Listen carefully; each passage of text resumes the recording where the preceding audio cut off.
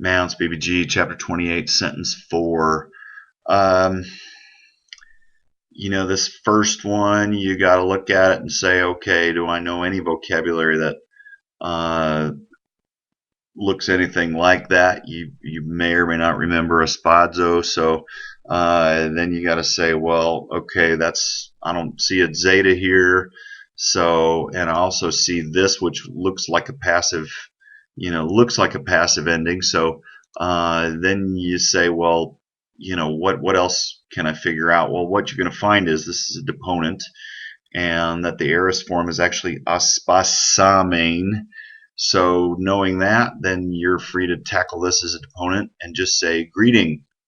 But again, as an aorist participle and as a nominative plural masculine here, then you say, well, to whom does it refer? Well, you see a first plural ending here, which lines up with this plural ending to the participle. So there's your relationship.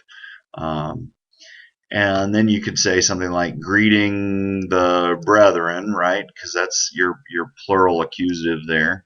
So then you say we, and hopefully you recognize this is coming from meno, but with the insertion of the oda, tells you that that's a different stem, plus so it's, in other words, it's not the present stem. That's the main thing.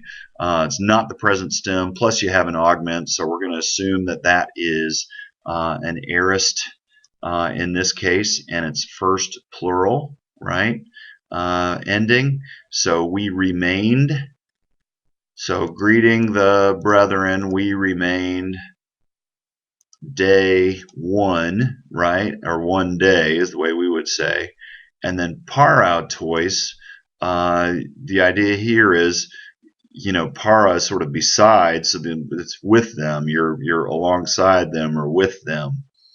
So we remained one day with them, or with them one day, whichever way you want to play that. But either way, I think it sounds fine in English. Either one of those sounds fine in English to my ears.